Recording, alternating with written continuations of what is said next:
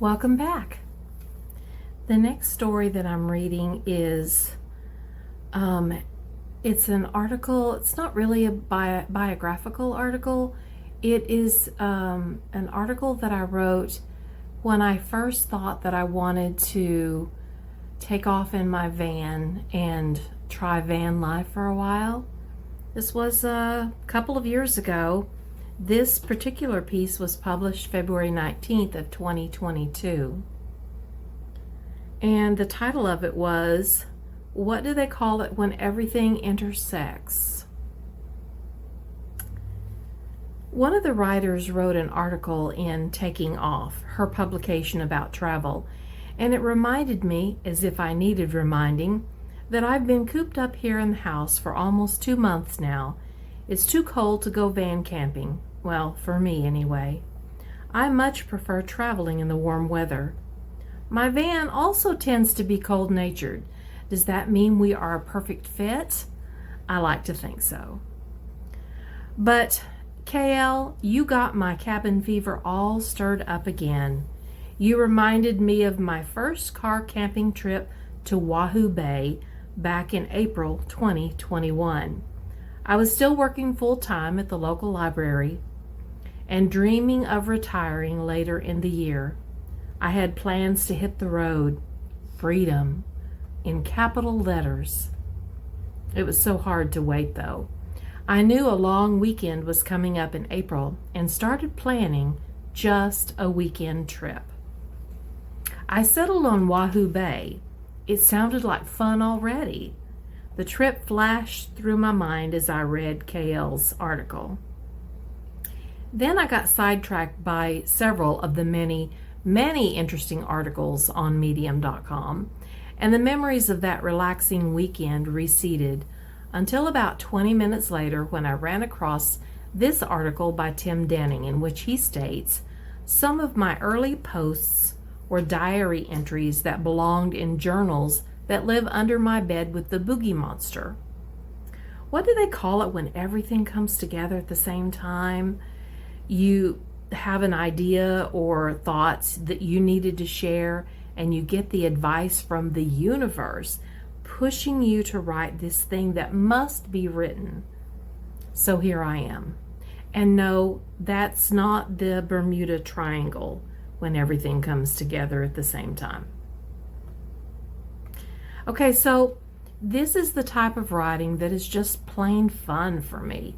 Writing about goofy stuff in my day. My thoughts, my ramblings, my memories, and my weird imagination get stirred up, and there's no telling what's coming out of my computer next. So I decided to share a couple of photos from the weekend. I don't have those photos with me. I don't know if I can find them. I'll try.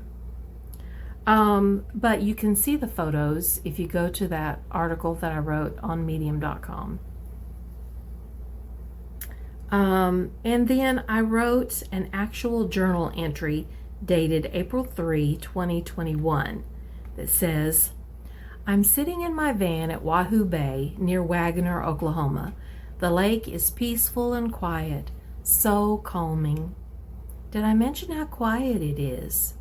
I don't think I realized just how tied to technology I must be until I took this trip.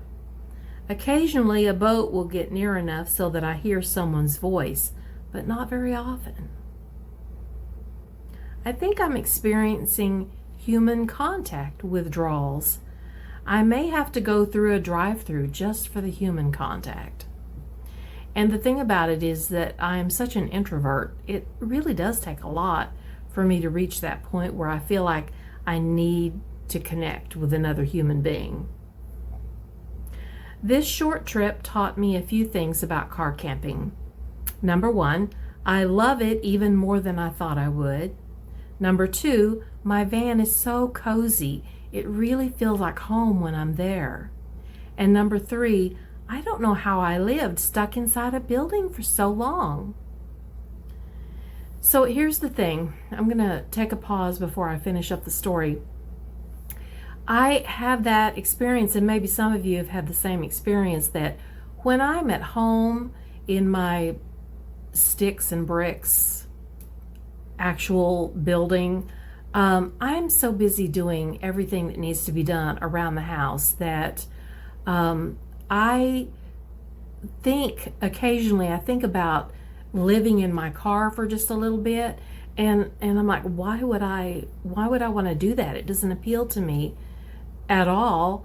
And then when I'm actually out on the road and actually in the middle of that experience, I look back at my time here at my physical house and I'm like, why would I want to be stuck inside all the time? This is so amazing.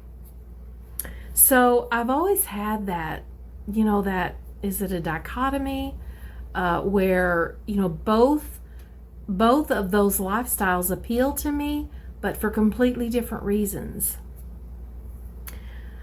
Okay, so back to finishing up the story. Spring will be here soon, and I will be gone again, flying down the road. I hope to see more of the East Coast this time, wind around north and west, and make my way back to Washington State in August, where my oldest son Steve lives.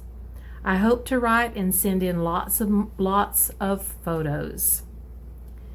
I probably will continue to write on medium.com. I'm just not as active there as I used to be.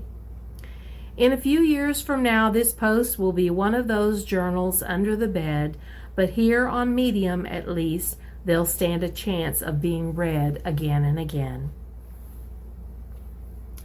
I hope you enjoyed that story and a little slice of what my life was like a couple of years ago. And if you have any memories of your own, if you've done any car camping or done van life, I love watching those kinds of videos, and I still do. So be sure and leave something in the comments. I love it. Thank you. Please subscribe and like. Bye.